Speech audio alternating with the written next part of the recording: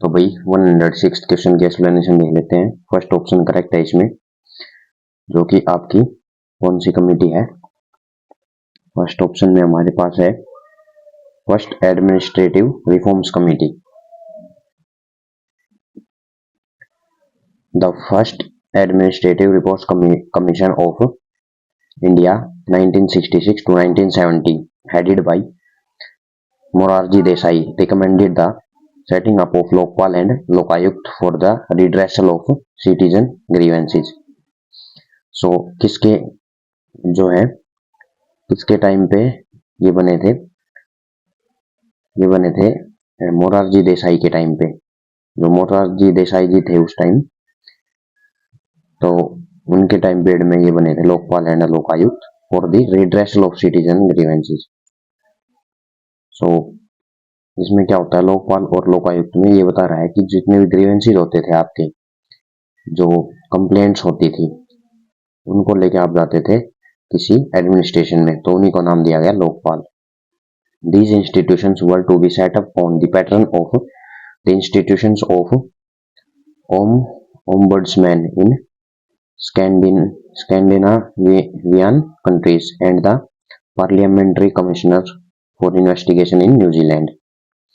So New Zealand की जो investigation commissioner है उसको देखते हुए, और ओम्बड्समैन जो सिटीज है हमारी अदर फॉरेन सिटीज, उनके बेस पे ये बने हैं।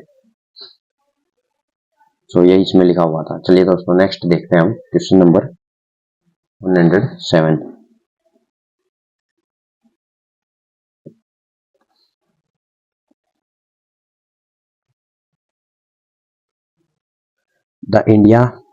In India, how many times has the president declared financial emergency? So India में कितनी बार प्रेसिडेंट ने फाइनेंस इमरजेंसी डिक्लेयर करी है। सो 107 में this is option number 2। See the explanation. Option number 2, no final emergency has been declared so far, though there was a financial crisis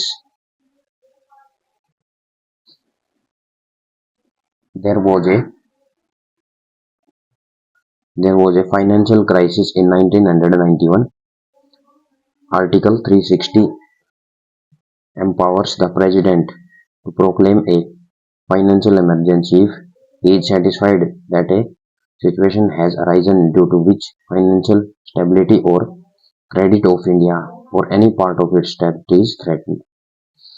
financial अगर issues होते हैं, कोई भी फाइनेंशियल स्टेबिलिटी आती है कंट्री में, तब या फिर कोई भी क्रेडिट प्रॉब्लम आती है, तब जो है फाइनेंशियल इमरजेंसी लागू करी जाती है। सो अभी तक कोई भी फाइनेंशियल इमरजेंसी लागू नहीं करी गई है प्रेसिडेंट के द्वारा।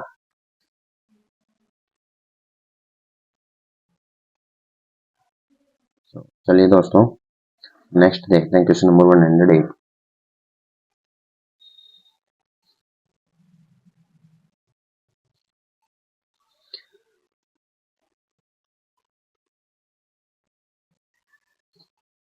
सो ये आपका 108। If a change in all inputs lead to a proportionate change in output it is in case of. So अगर ऑल इनपुट्स में अगर चेंज होता है तो वो सेम प्रोपोर्शन में आपका आउटपुट में होना चाहिए। तो ऐसा कौन से केसेस में होता है? Constant returns to scale, diminishing returns to scale, increasing returns to scale, variable returns to scale. So let us see its explanation. That is question number 108। तो इसमें आपका आएगा option number 1 is the correct, that is constant returns to scale. Explanation पढ़ते हैं wise की। If output increases by that same proportional change as all inputs change, then there are constant returns to the scale. अगर output और input आपके जो changes हैं वो equal हैं, तभी हम कह सकते हैं if output and input changes are equal then it is a constant return to scale, CRS, constant return to scale. If the output increase by less than the proportional change in inputs there are decreasing returns to the scale. अगर कह रहा है कि output increase अगर कम है, output अगर कम है input से, इनपुट ज्यादा है, तब कौन सा होगा, DRS, जो कि decreasing return scale. If the output increase by the more, और आउटपुट अगर ज्यादा है, आउटपुट अगर ज्यादा है, इंक्रीज कम है, सो ये आपका हो जाएगा increasing return to scale, increasing return to scale. Next देखते हैं क्वेश्चन नंबर 109।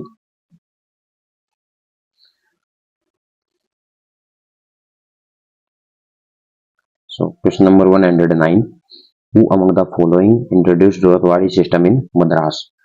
मद्रास में जो है रोतवाड़ी सिस्टम किसने एस्टेब्लिश किया था, इंट्रोड्यूस किया था। सो 109th, तो ये आपका आ जाएगा ऑप्शन नंबर 3 करेक्ट, जो कि sir Thomas Munro, sir Thomas Munro के द्वारा रोतवाड़ी सिस्टम इंट्रोड्यूस किया गया था मद्रास में। एक्सप्लेनेशन पढ़ लेते हैं एक बार।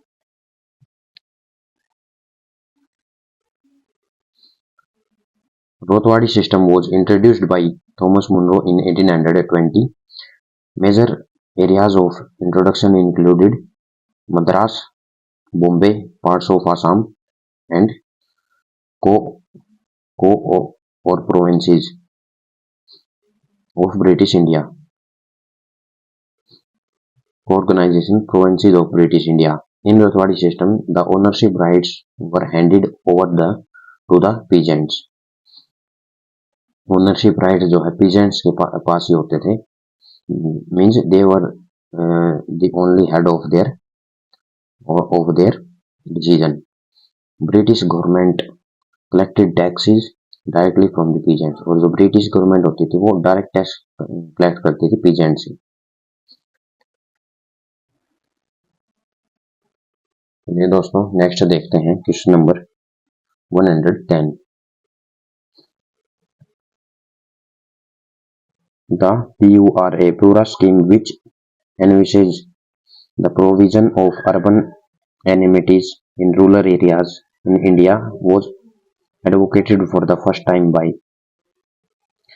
So जो PURA स्कीम आपकी एनविसेज होता है जासूसी करना, envisages the provision of urban amenities in rural area in India was advocated for the first time by. तो ये आपको बताना है कि जो रूरल एरियाज में एनिमिटीज जो थी, एक तरह से हम कह सकते हैं बिजनेस सेटअप्स, जो कि रूरल एरिया में अर्बन तरीके से था, तो दैट वर एडवोकेटेड बाय। तो वो देखते हैं 110 में आपका है सेकंड ऑप्शन करेक्ट है, जो कि भगत सिंह के द्वारा ये कह सकते हैं sorry option number 110 that is second option, Shri APJ Abdul Kalam, APJ Abdul Kalam के द्वारा वो उनकी वकालत करी जाती है, एपीजे अब्दुल कलाम। एक बार इसकी हम एक्सप्लेनेशन देखते हैं 110 की।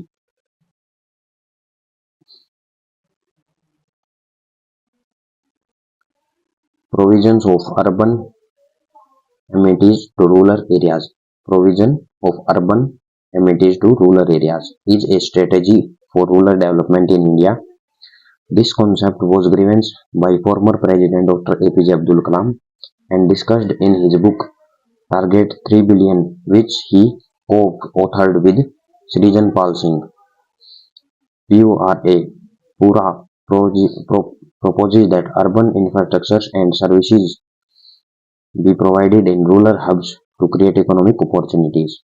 ये जो है इकोनॉमिक अपॉर्चुनिटीज के लिए रूरल हब्स बनाने की एक स्कीम थी, जो कि रूरल हाउस में, गांव में, विलेजेस में एक रूरल सेटअप किया जा सके अच्छी इकोनॉमी ग्रोथ के लिए। नेक्स्ट देखते हैं question number 111। Under whose leadership was the Chittagong armoury raid organised. So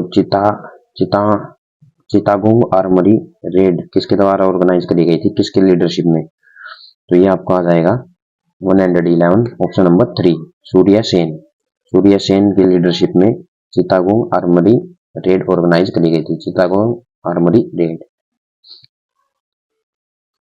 explanation देख लेते हैं एक बार 111 में। The Chittagong Armory raid was led by Surya Sen, popularly known as Master Da. It involved an attempt on 18th April 1930 to raid the armory of police and auxiliary forces from the Chittagong Armory in Bengal province of British India by armed revolutionaries. तो ये एक तरह से जो police वगैरह होते हैं उनकी आर्मरीज को रेड करने के जो थी एक तरह से इन्वेस्टिगेशन था। चलिए दोस्तों बढ़ते हैं नेक्स्ट क्वेश्चन नंबर 112 की तरफ।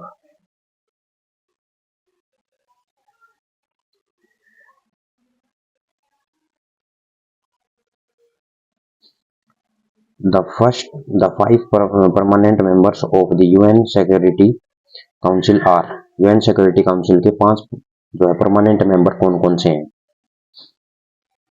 तो इसका आपको आ जाएगा थर्ड ऑप्शन करेक्ट है, China, France, Russia, UK and US. तो थर्ड ऑप्शन करेक्ट है इसमें, चाइना, फ्रांस, रशिया और यूके एंड यूएस, ये 5 हमारे जो है परमानेंट मेंबर्स हैं यूएन सिक्योरिटी काउंसिल के। एक्सप्लेनेशन देखते हैं।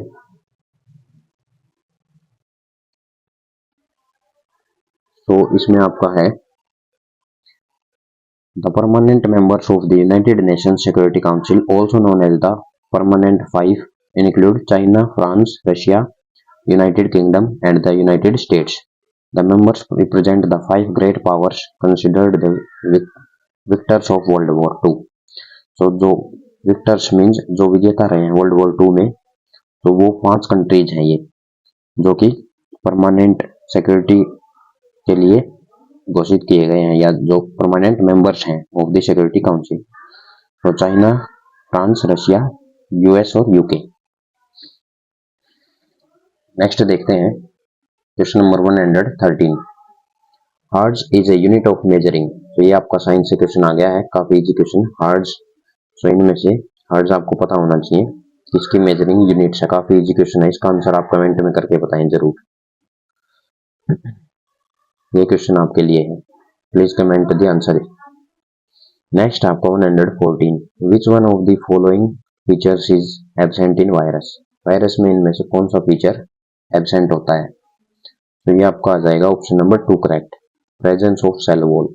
तो वायरस में कभी भी सेल वॉल प्रेजेंट नहीं होती है। जैसे मान लो एक वायरस है तो उसमें सेल वॉल नहीं मिलेगी आपको फिक्स, ठीक है। नेक्स्ट आपको 115।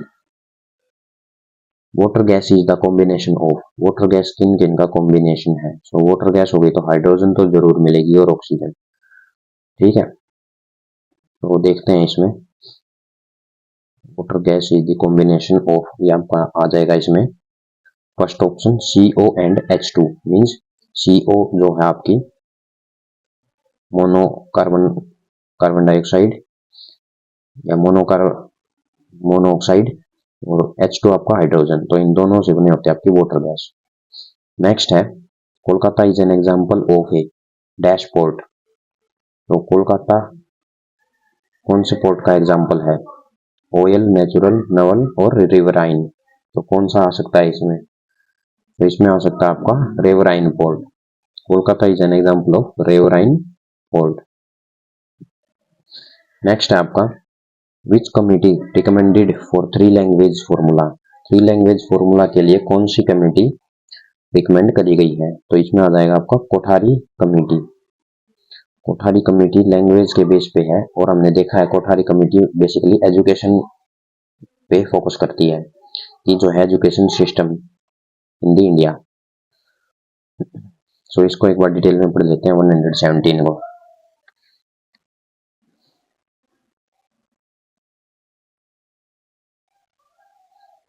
सो ये आपका है the 3 language formula was divide in the chief ministers conference held during 1961। 1961 में जो कॉन्फ्रेंस हुई थी उसमें ये जो डिस्कस किया गया था the national commission on education known as the Kothari commission. तो हमने बताया था कि ये जो है एक एजुकेशन बेस्ड जो है कमीशन है, बेसिकली फोकस किया था एजुकेशन पे। So known as the Kothari commission examined and recommended a graduated formula which was recommended by the national policy on education in 1968। So 1968 में जो एजुकेशन पॉलिसी हमारी आई थी उसके द्वारा रिकमेंड किया गया था कि भाई एक कमीशन हमें तैयार करना है एजुकेशन के लिए, so that can focus the education, that is Kothari commission.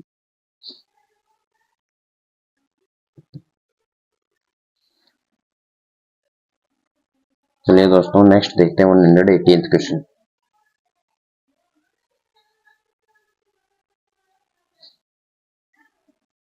The duration of the 12th 5-year plan.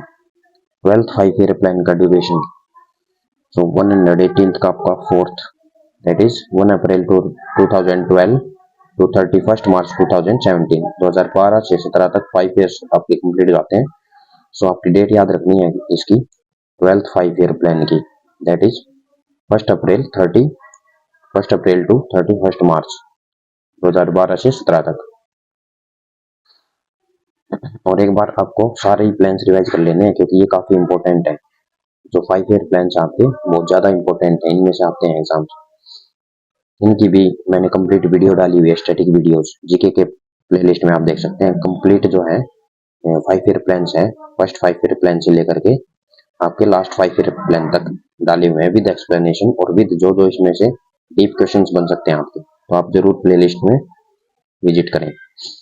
Next देखते हैं क्वेश्चन नंबर 119।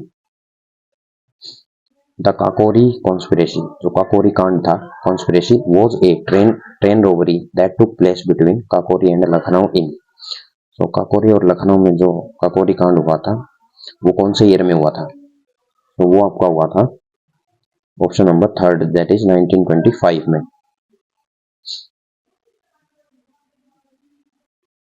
चलिए दोस्तों एक्सप्लेनेशन देख लेते हैं 119th question. The Kakori conspiracy was a train robbery that took place between Kakori near Lucknow on 9 August 1925 during the Indian independence movement against the British Indian government। British Indian government के खिलाफ जो है ये मूवमेंट की जो एक स्टार्ट करी गई थी। The robbery was carried out by the Ram Prasad Bismil, Ashfaqulla Khan, Rajendra Lahiri और चंद्रशेखर आजाद एंड अदर्स। जो फ्रीडम फाइटर्स थे काफी उस टाइम के, ये सब थे हमारे, इनके द्वारा स्टार्ट करी गई थी Kakori conspiracy in 1925। Next question देखते हैं दोस्तों, question number 120। Who is the first female governor of independent India? Independent India की फर्स्ट फीमेल गवर्नर कौन थी? तो ये आपका आ जाएगा इनमें से Sarojini Naidu. Sarojini Naidu was the first female governor of independent India. Next है 121। Which cell organelle is the site of photosynthesis and also contains chlorophyll. So दो ऐसी ऑर्गेनेली बतानी है हमें जो सेल के अंदर प्रेजेंट होती हैं, ये सब ऑर्गेनेलीज हैं। इनमें से फोटोसिंथेसिस जो एक प्रोसेस होता है कौन सी ऑर्गेनेली में होता है, एंड जो क्लोरोफिल कंटेन करती है। तो आपकी इसमें में भी क्लोरोप्लास्ट हो सकती है क्योंकि कलर से रिलेटेड है, और क्लोरोप्लास्ट हमने देखा है क्लोरोफिल, क्लोरोप्लास्ट जो ये कंसिस्ट करती है। आपका हो जाएगा ऑप्शन नंबर फर्स्ट करेक्ट। काफी इजी क्वेश्चन था, बेसिक क्वेश्चन, क्लास 10th के और 9th के एनसीईआरटी आप पढ़ लें, इसके लिए ये सब कवर हो जाएंगे आपके, एनिमल सेल, प्लांट सेल, ये सब। नेक्स्ट देखते हैं 122। विच of the following states has the highest literacy rate? तो सबसे ज्यादा लिटरेसी रेट कौन से स्टेट का है? ये आपका है मिजोरम का। नेक्स्ट है 123। Which monument is known as the dream in stone? कौन सी मोन्यूमेंट को नाम दिया गया ड्रीम इन स्टोन?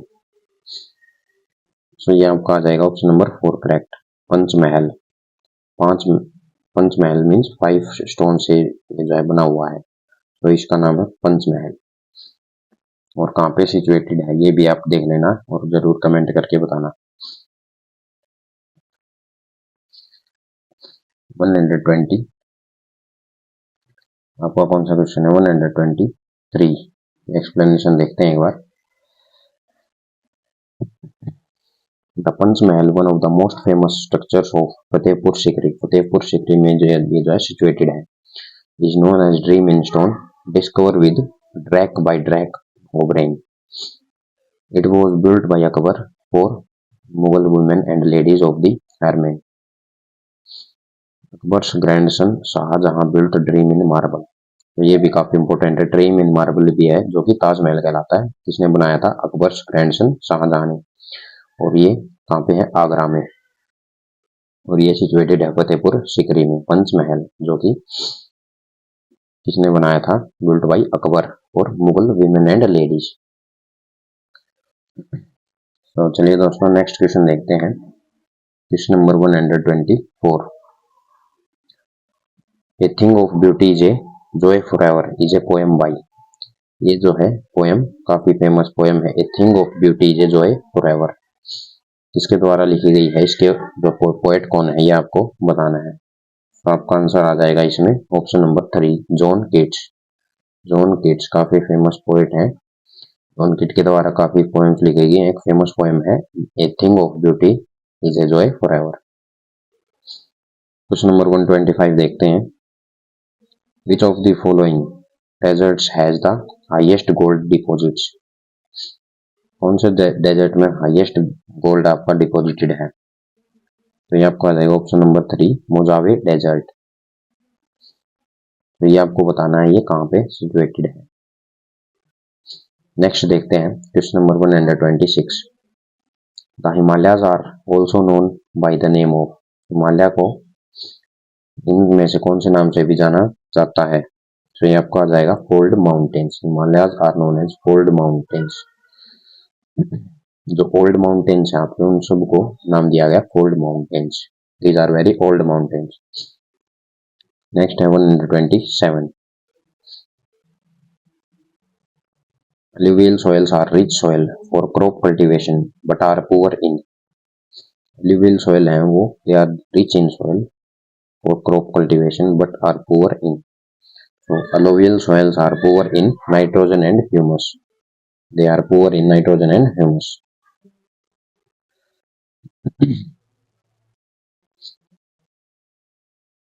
तो चलिए दोस्तों इसकी एक बार एक्सप्लेनेशन देखते हैं 127 और 26 की।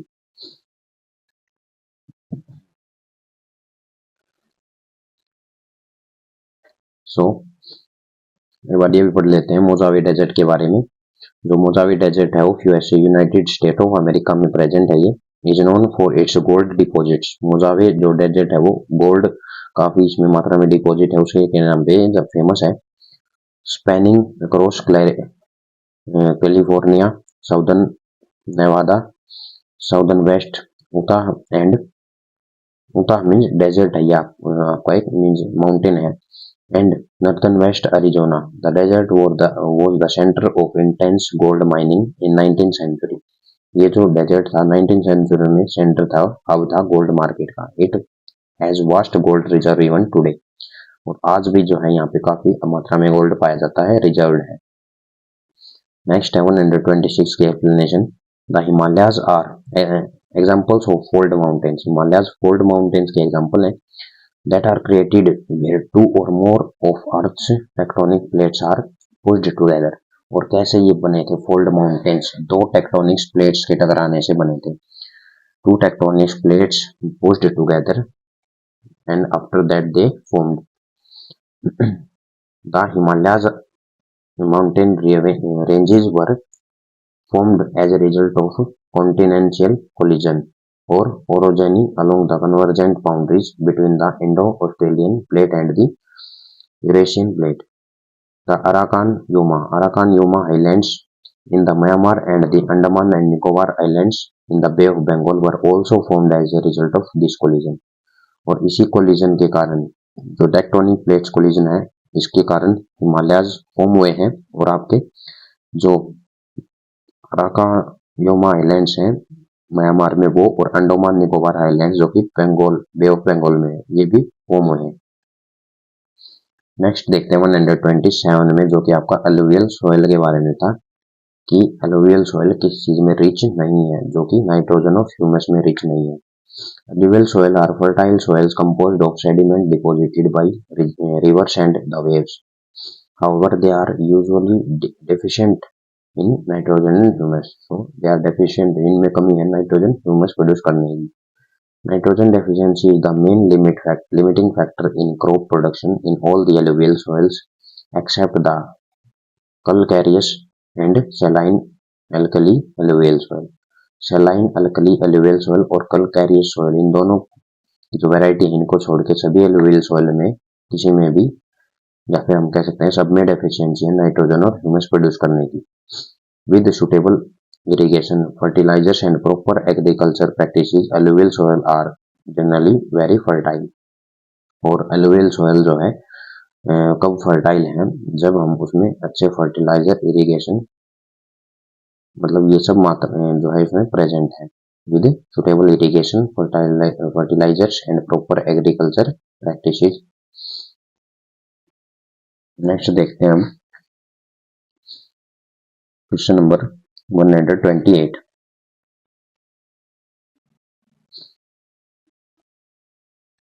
Bye which amendment were fundamental duties added to the constitution. Constitution में कौन से अमेंडमेंट के तहत जो है आपकी फंडामेंटल ड्यूटीज को ऐड किया गया था। सो इसका आपका आ जाएगा 42nd अमेंडमेंट, जो कि आपकी 42nd option number 1, 42nd amendment के तहत फंडामेंटल ड्यूटीज को कॉन्स्टिट्यूशन में ऐड किया गया था। मैं रिकमेंड करूंगा आपको कि आप सारी जो है अमेंडमेंट्स कवर कर लें आप, और एक वीडियो में हम भी कवर करेंगे। सेपरेट वीडियो आपकी मैं बनाऊंगा, स्टैटिक जीके की प्लेलिस्ट में उसको डाल दूंगा। सारी अमेंडमेंट हम पढ़ेंगे, या तो एक वीडियो, या लंबी अगर वीडियो रही तो हम 2-3 वीडियोस में उसको कवर कर लेंगे। सो कुछ टॉपिक्स हैं जिनमें से क्वेश्चन बनते ही बनते हैं, जैसे हमने बताया आपके इकोनॉमिक्स से जो है वो पोर्शन है 5 ईयर प्लान्स का, और पॉलिटी से क्वेश्चन है कॉन्स्टिट्यूशन का और अमेंडमेंट्स का, सॉरी आर्टिकल्स का और अमेंडमेंट्स का। तो चलिए दोस्तों नेक्स्ट देखते हैं 129। Which river originates from the Amarkantak plateau. Amarkantak plateau से कौन सी रिवर का जो है ओरिजिन होता है। 129 में आपका आ जाएगा फर्स्ट ऑप्शन, जो कि नर्मदा रिवर। नर्मदा रिवर से जो है, नर्मदा रिवर जो है अमरकंटक प्लेट्यू से स्टार्ट होती है, ओरिजिनेट होती है। सो एक्सप्लेनेशन पढ़ते हैं 129।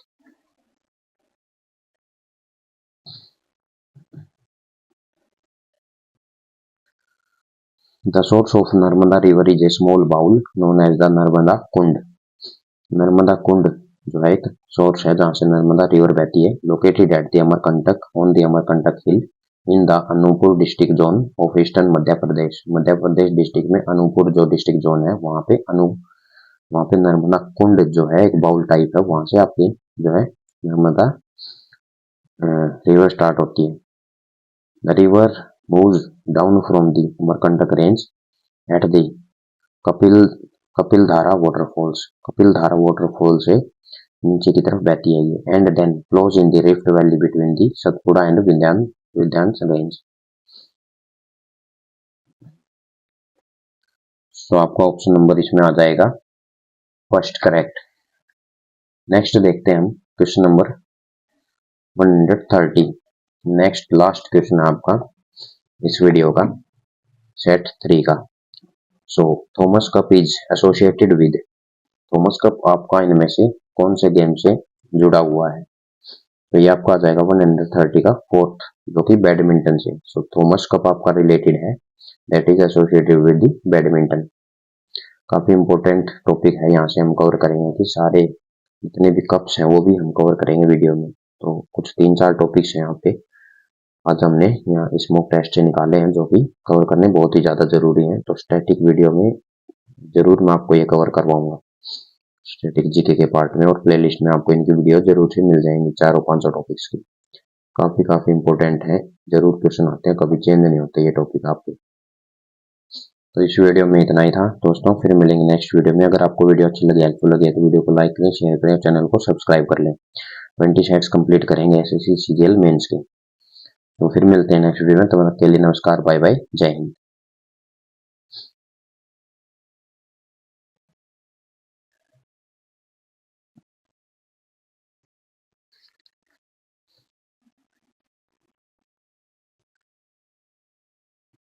नेक्स्ट हम करेंगे सेट 4 इन दी नेक्स्ट फोर्थ वीडियो, जो कि जनरल अवेयरनेस।